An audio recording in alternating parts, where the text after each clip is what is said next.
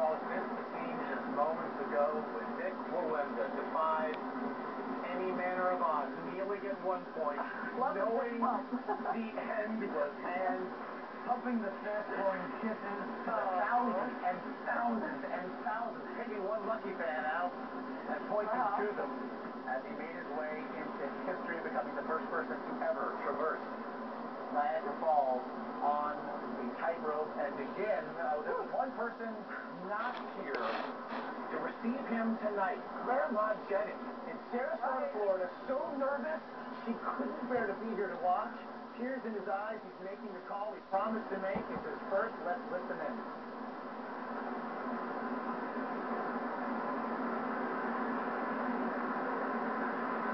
Hey, Oma.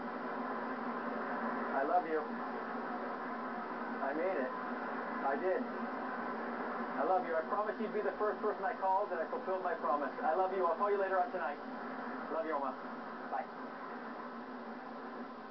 Nick, it's Hannah and Josh, and we know that family is what propels you forward, what gives you the strength and inspiration to do what you did tonight. What was it like to see your family, your three little ones, and your wife at the end of that journey? You know, I think the hardest part of all of that was when I left, when they were leaving to come over to Canada, and I didn't give them a hug, and my son Amadeus started crying. You know, it's hard as a father to explain to him, what I'm going to do, I'll be fine, don't worry.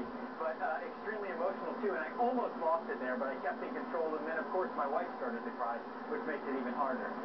Again, Nick, this is something that your three children have been familiar with. Your wife, wire walking royalty herself. They've seen the two of you high above since they were in diapers. What went into the explanation about this? So much grander in scale, hundreds of thousands of people watching, just here alone, the millions more around the globe. What did you tell them? You know, I think that's the hardest part of it, especially for my son, because he believes in all you know, it is dangerous, but the more you see it, the more you feed that stuff into your mind, the scarier it gets. With me, listening to media stories and building up all of that and the strong winds and stuff, I know I can withstand strong winds. But if the media keeps playing up how dangerous and the death and all of that stuff in my head, it becomes debilitating to me. So I have to really monitor how much of that I take into my own mind. So as you can imagine, as an 11-year-old with my son, it's very hard for him to manage that stuff. And I think that's where he lost his emotion, saying, I could lose my dad right now. And we understand that little Azina, who no surprise we saw on camera there, and she has a little bit of showmanship in her as well. Wants to follow in your footsteps. Definitely the entertainer for sure in the family.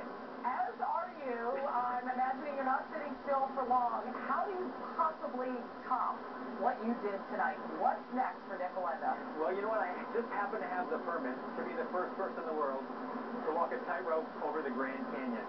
And we'll start up that process very soon. But again, the permits are already in place for that.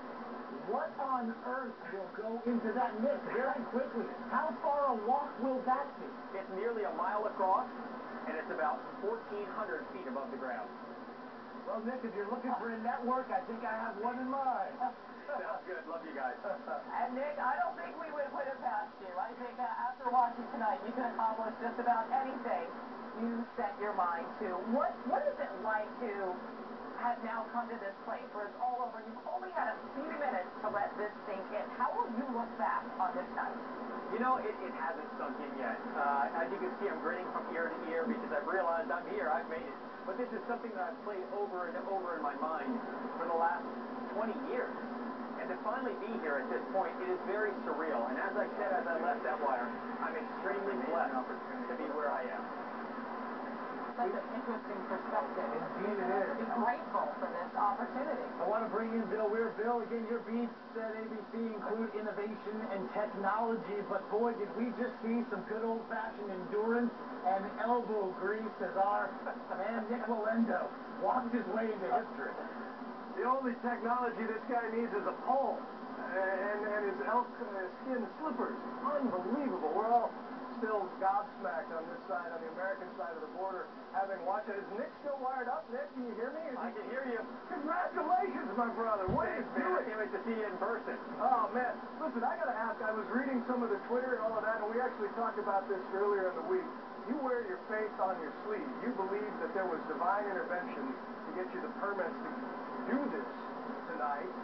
But I asked you the other day, and I'd love you to share the audience, how can you pray to a deity to protect you in doing something that is this risky? You had the tether, but this is not like, getting on the highway after an accident. That's correct. I believe that God's given me this ability. And whatever anyone sets their mind to, if they trust God, He'll bring them to the highest mountain. Just like any mountain climber or any race car driver.